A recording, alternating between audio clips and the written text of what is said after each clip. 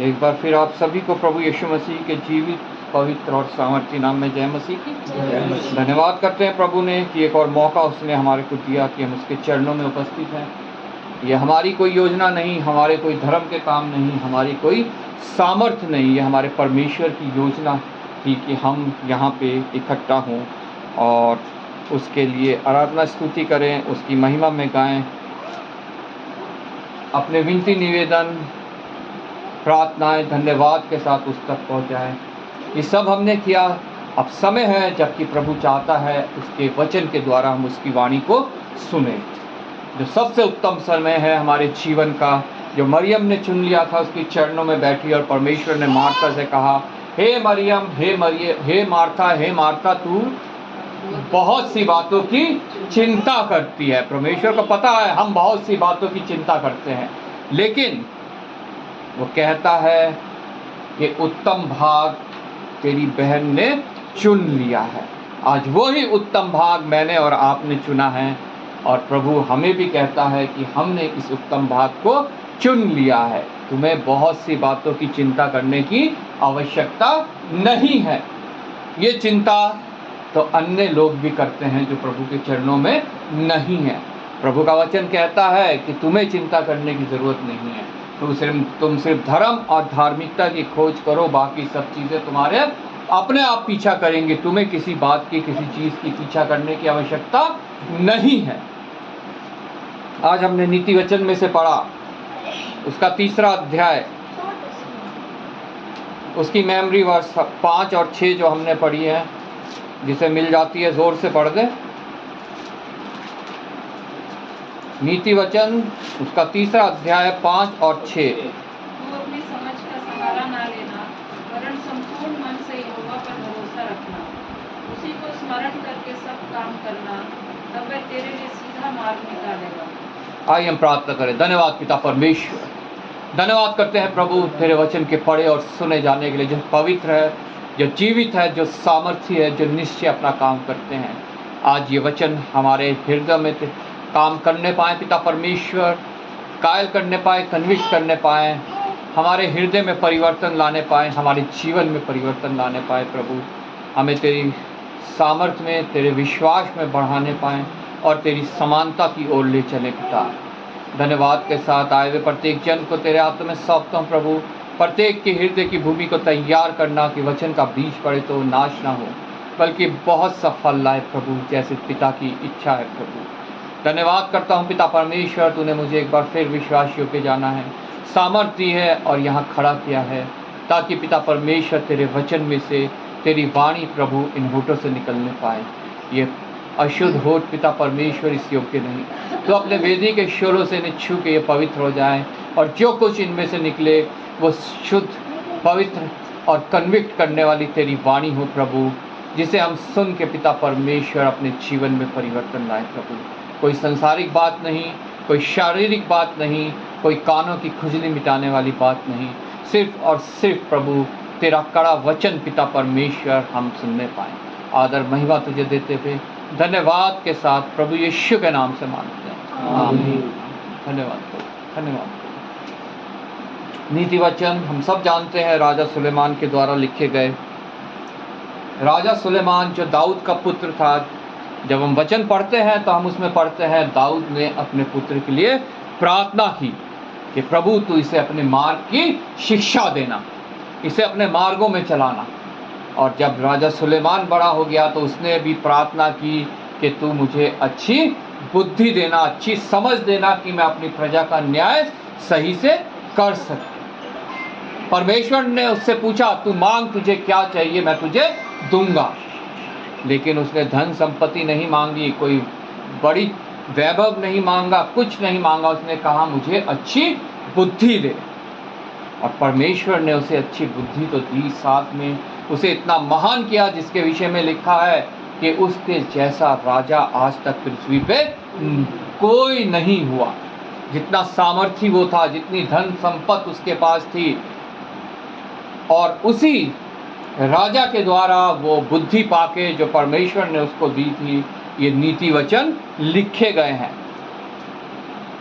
इन नीति वचन को जब हम पढ़ते हैं, ये हमें दिन मर्रा की जितनी हमारी कार्य होते हैं उनको करने की अच्छी समझ देते हैं, परमेश्वर को समझने की, उस पर विश्वास करने की हमें अच्छी समझ देते हैं, और हमारे जीवन में किस प्रकार हमने दूसरों से व्यवहार करना है उसकी अच्छी समझ देते हैं।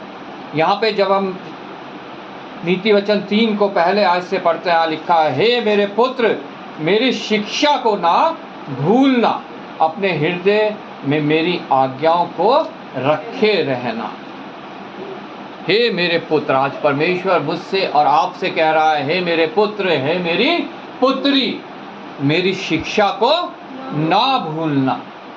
हम आते हैं, चर्च आते हैं, बाइबल पढ़ते हैं, वचन सुनते हैं, लेकिन जब हम यहाँ से निकलते हैं तो हम उन शिक्षाओं को भूल जाते हैं। लेकिन प्रभु आज मुझे और आपको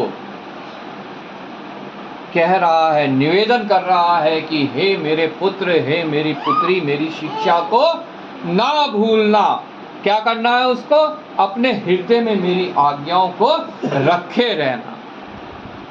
उसकी आज्ञाएं तो हम सुनते हैं, लेकिन अपने हृदय में उन आज्ञाओं को हम रखे नहीं रहते हैं। सिर्फ सुनते हैं और करते हम वो हैं जो हमारा मन चाहता है। जैसा यूहन्ना, पहली यूहन्ना उसके 2 अध्याय में हमने पढ़ा, शरीर की अभिलाषा, आंखों की अभिलाषा और जीविका का घमंड, ये सब शैतान की ओर से है, उसकी ओर से आज्ञा है। हम करते वो हैं जो शैतान की ओर से हमें आज्ञा मिलती है। लेकिन चर्च में बैठ के हम सुनते परमेश्वर की आज्ञा को है, प्रभु की आज्ञा को है, लेकिन हम उसको अपने हृदय में रखे नहीं रहते हैं।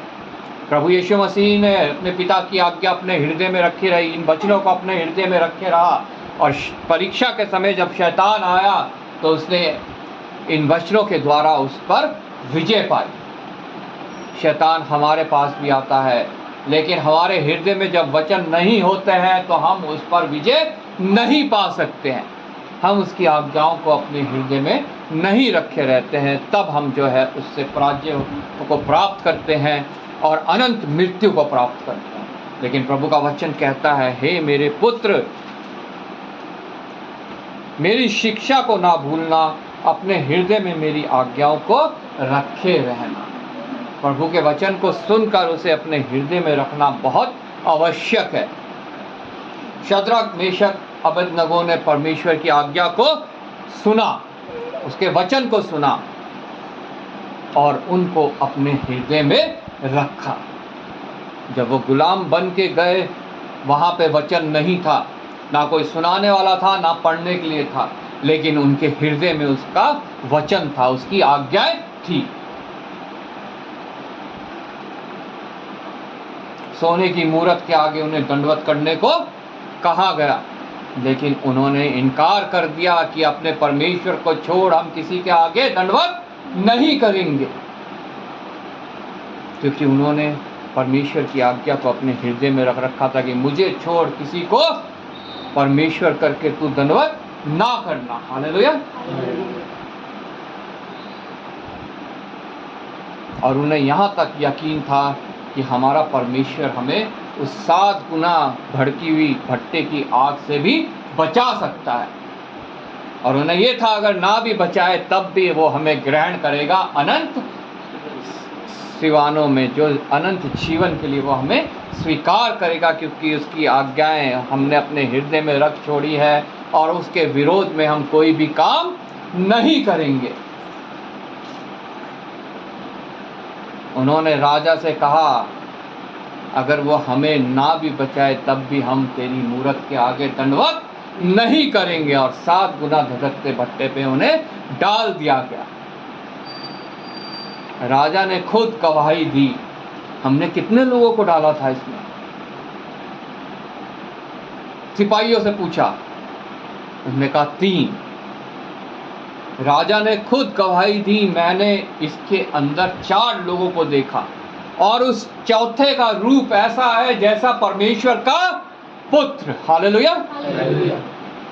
वो सिर्फ इसलिए संभव हो पाया कि उन तीनों ने परमेश्वर की आज्ञा को अपने हृदय में रखा था। उन्होंने सुना, उसे भूले नहीं, उसे अपने हृदय में रखे रहे। हालेलुया। यूसुफ, हम सब जानते हैं यूसुफ के बारे में। पोतीफर ने उसे सबके ऊपर अधिकारी ठहरा दिया। उसकी पत्नी उस पर सम्मोहित हो गई और उसको अपने साथ सोने के लिए बोलने लगी, लेकिन उसने परमेश्वर की आज्ञा को सुना था, उसे भूला नहीं था और अपने हृदय में उसे रखा हुआ था। उसने ऐसा नहीं किया। उसकी वजह से उसे जेल में भी डाला गया, लेकिन वहां से भी परमेश्वर ने उसको महान किया और उसे प्रधानमंत्री का दर्जा दिया, जिसने इजराइलियों को बचाने में सबसे अहम किरदार निभाया। जब इजराइल नाश होने वाले थे, अकाल पड़ा हुआ था, कुछ खाने को नहीं था, इजराइलियों को बचाने का वो मुख्य जरिया बना। हालेलुया। अगर हम परमेश्वर का वचन सुनते हैं, उस पर हम अपना हृदय लगाते हैं, अपने उसे भूलते नहीं हैं, उसे अपने हृदय में रखे रहते हैं, और समय आने पर जब हम उसका उपयोग करते हैं तो उसके द्वारा हम बहुत बड़ा प्रतिफल प्राप्त करते हैं। हालेलुया।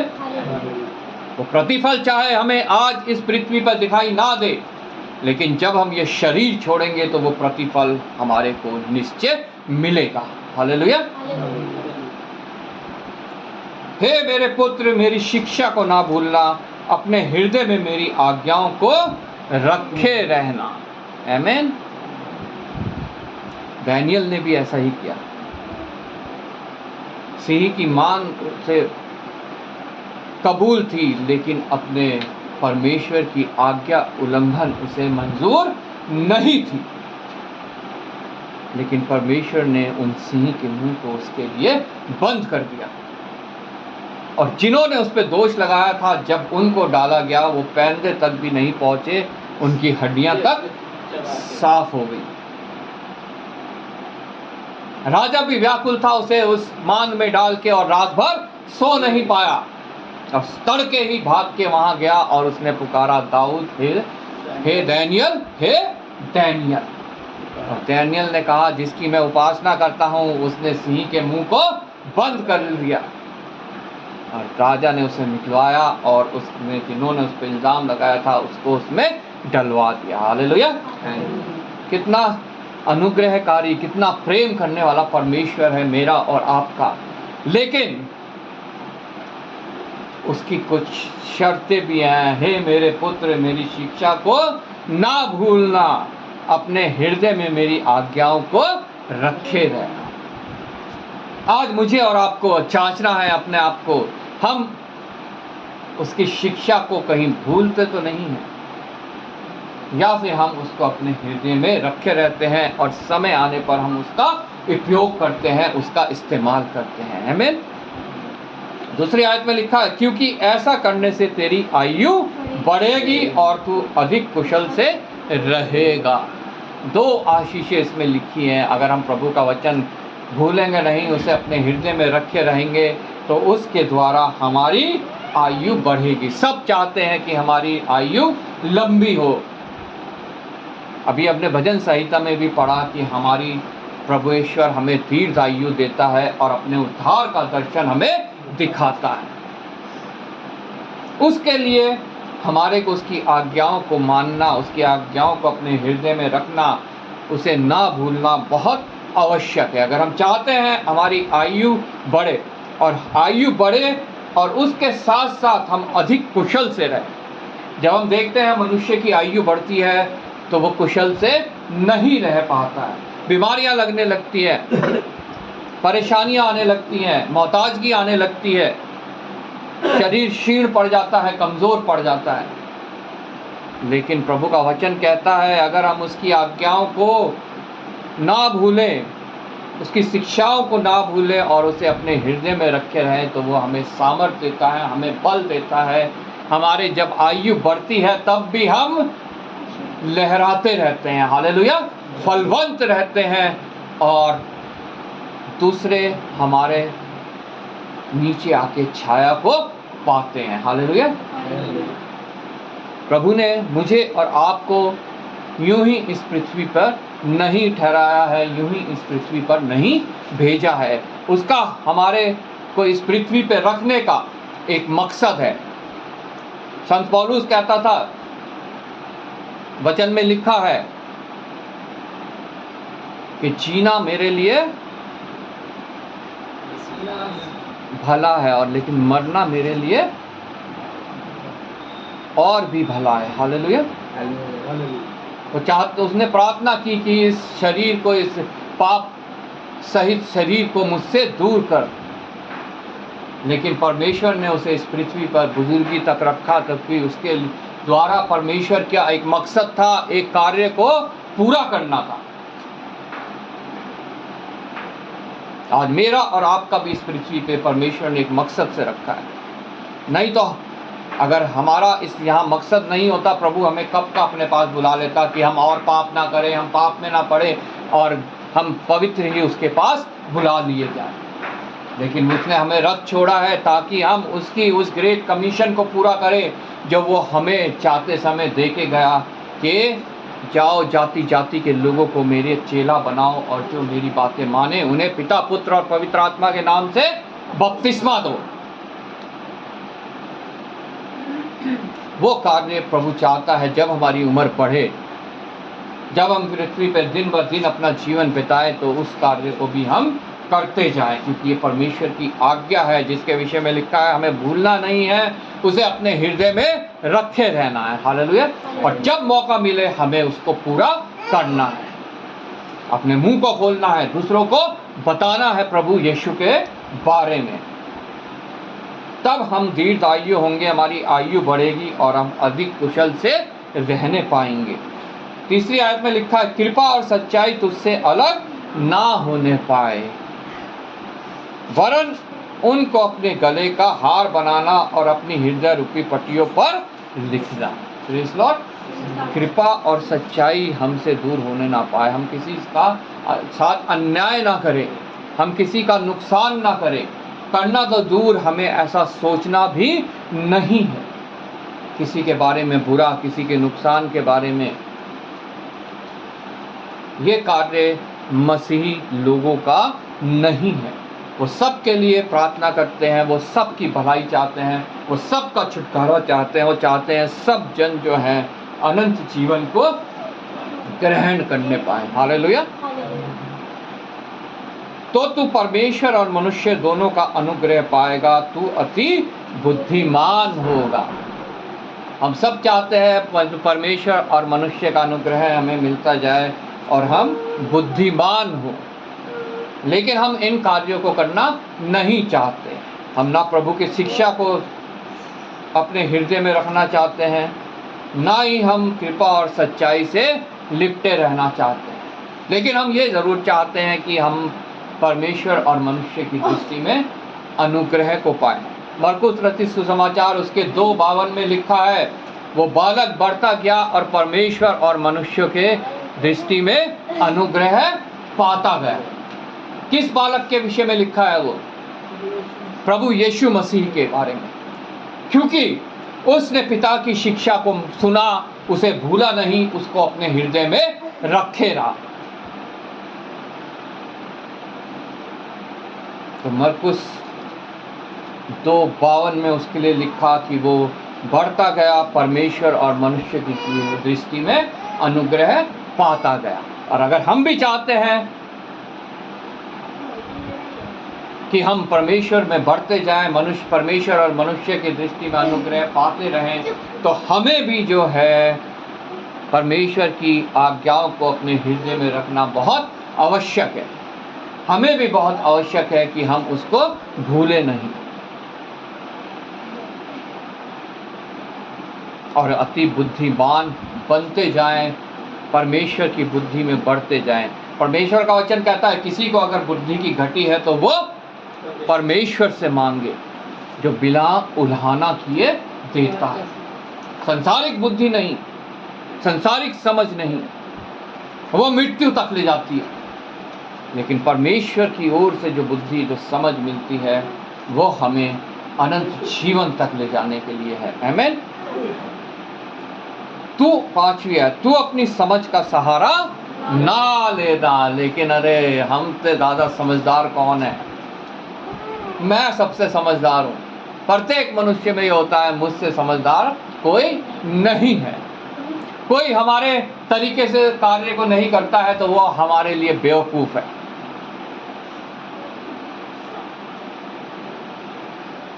प्रभु का वचन कहता है अपनी समझ का सहारा ना लेना। लेकिन हम तो अपने से ज़्यादा समझदार किसी को समझते ही नहीं हैं। मैं, सिर्फ मैं। जबकि मैं शब्द सिर्फ इस्तेमाल होता है परमेश्वर यहोवा के लिए। हालेलुया। मूसा ने पूछा, मैं जाके क्या कहूँ इजराइलियों को कि मुझे किसने भेजा है? उसने कहा, मैं जो हूँ सो हूँ। हालेलुया। लेकिन वो मैं आज मनुष्य हो गया है, मैं हो गया हूँ, आप लोग हो गए हो, और हम अपने से ज़्यादा समझदार किसी को समझते ही नहीं।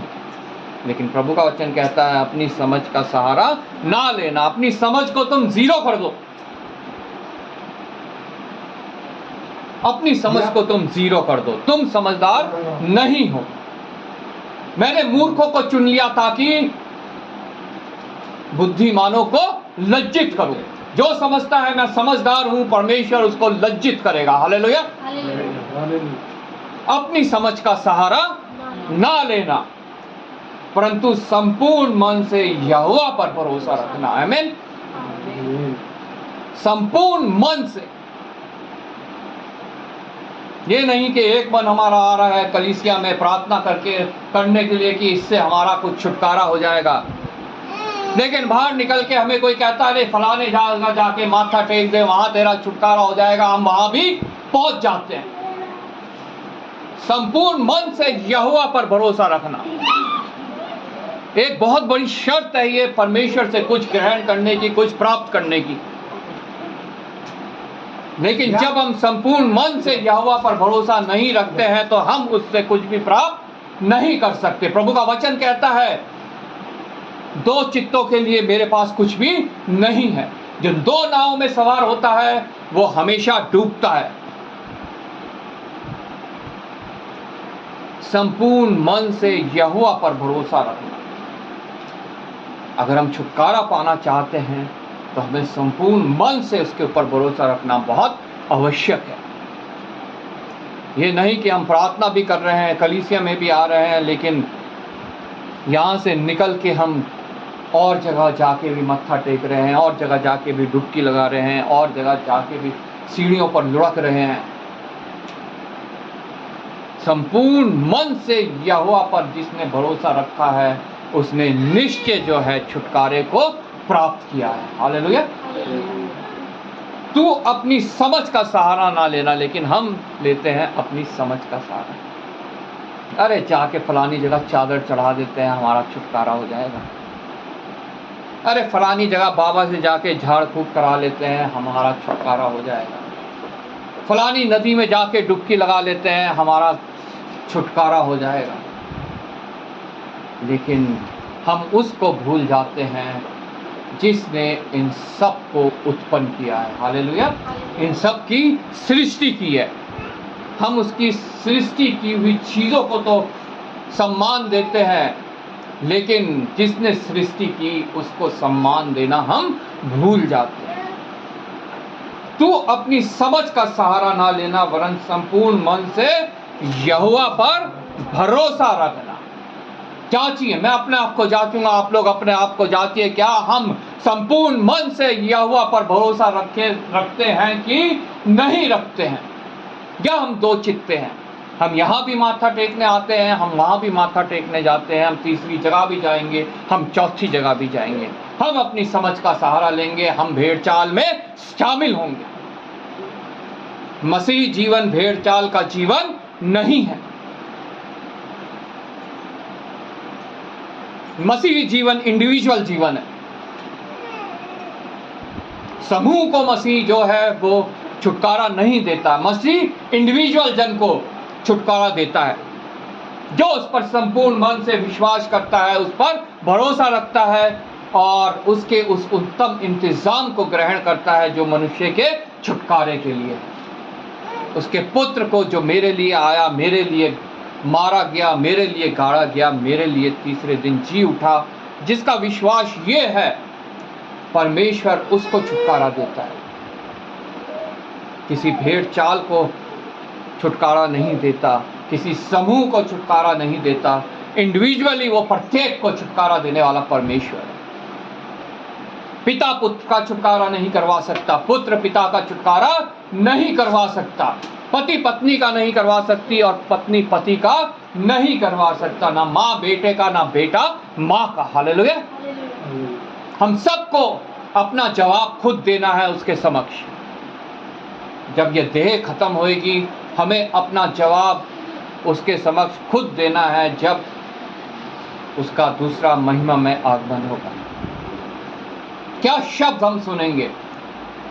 हे मेरे उत्तम और धन्य दास, या हे निकम्मे जन। अच्छे और उत्तम दास दाहिने ओर चले जाओ और निकम्मे लोग बाईं ओर चले जाओ।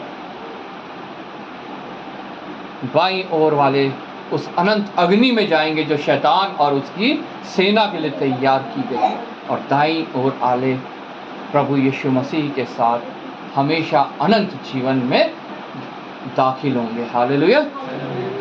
आज मुझे और आपको निर्णय लेना है कि मैं किस पर भरोसा रखता हूँ।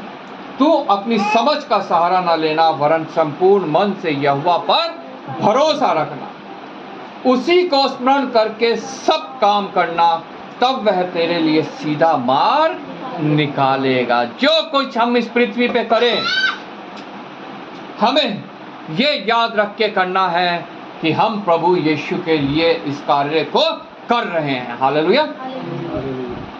चाहे हमारे को परमेश्वर ने कुछ भी कार्य सौंपा है, झाड़ू लगाने का सौंपा है, सफाई करने का सौंपा है, एक पियोन का सौंपा है, एक ऑटो चलाने वाला, एक रिक्शा चलाने वाला, एक ऑफिस में काम करने वाला, एक अफसर, एक अधिकारी, कुछ भी कार्य परमेश्वर ने हमें इस पृथ्वी पे जो सौंपा है, मसीह जन को वो इस लिए करना है कि वो प्रभु यीशु मसीह के लिए ये कर रहा है, किसी मनुष्य के लिए नहीं, किसी संस्था के लिए नहीं। अगर वो ये सोच के करेगा तो इसका प्रतिफल बहुत बड़ा है। हालेलुया। संस्था हमें तनख्वाह दे सकती है, मनुष्य हमें तनख्वाह दे सकता है, लेकिन वो तनख्वाह हमारे लिए पर्याप्त करने वाला सिर्फ प्रभु यीशु मसीह है। वो थोड़ा है, ज़्यादा है, वो हमारे लिए बहुत है, पर्याप्त है, अगर हम प्रभु यीशु मसीह को अपने जीवन में प्रथम स्थान देते हैं। हालेलुया। और की लालसा जो है वो सिर्फ और सिर्फ शैतान करता है। हालेलुया। उसने बेहिसाब अपना मुंह पसारा हुआ है और चाहता है और मनुष्य उसके राज्य में शामिल हो, उसके साथ नरक में पहुंचने पाए। प्रभु का वचन कहता है, धर्म के भूखे और प्यासे जो है वो तृप्त किए जाएंगे। हालेलुया। वो थोड़े में भी तृप्त है, बहुत में भी तृप्त है, कुछ नहीं है तब भी तृप्त है, सब कुछ है तब भी तृप्त है।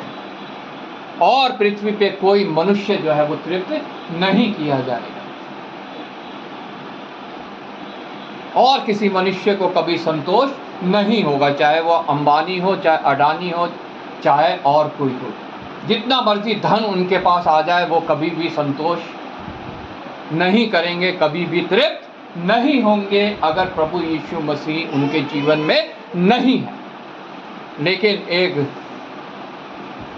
झाड़ू लगाने वाला, अगर उसके जीवन में प्रभु यीशु मसीह है, उसके पास अपने परिवार को खिलाने के लिए रात को पर्याप्त भोजन भी नहीं है, लेकिन वो प्रार्थना करके अगर उस भोजन को ग्रहण करते हैं तो परमेश्वर उस भोजन के द्वारा उन्हें तृप्त करता है। हालेलुया। उनमें और की लालसा नहीं होती, वो धन्यवाद करते हैं परमेश्वर का और उसको ग्रहण करते हैं और वो तृप्त किए जाते हैं। आमीन। क्योंकि वो धर्म और धार्मिकता की खोज में है, धर्म के भूखे और प्यासे हैं। हालेलुया। उसी को स्मरण करके सब काम करना, तब वह तेरे लिए सीधा मार्ग निकालेगा। और हमारा परमेश्वर, अगर हम उसको याद करके सब कार्य करते हैं तो हमारे लिए सीधा मार्ग निकालता है। वो मार्ग प्रभु यीशु मसीह पहले ही हमारे लिए तैयार करके गया हुआ है, जिसको हम प्राप्त कर सकते हैं अगर हम उसको स्मरण करके सब कार्य को करते हैं, उसकी आज्ञाओं को भूलते नहीं हैं, उसकी आज्ञाओं को अपने हृदय में रखे रहते हैं। हालेलुया। तब हम उस मार्ग में चलने पाते हैं और उस स्थान तक पहुंचने पाएंगे जो प्रभु हमारा मेरे लिए आपके लिए तैयार करने गया है, जिसके लिए उसने वादा किया, मैं जाता हूँ, मेरे बाप के घर बहुत सी जगह है, मैं जाता हूँ और तुम्हारे लिए भी जगह तैयार करता हूँ, ताकि मैं फिर आऊँ और तुम्हें वहाँ लेके जाऊँ। हालेलुया। प्रत्येक मसीह जीवन का ये विश्वास होना चाहिए कि यीशु आएगा और मुझे वहाँ लेके जाएगा, और उसके लिए तैयारी करना हमें इस पृथ्वी पे बहुत आवश्यक है। उस तैयारी के लिए हमें उसकी शिक्षा को भूलना नहीं है, उसको अपने हृदय में रखे रहना है। हालेलुया। प्रभु आपको इस वचन के द्वारा आशीष दे। मैं रिक्वेस्ट करूंगा रवि जी से वो प्रार्थना में अगुवाई करे वचन को मनन करते हुए।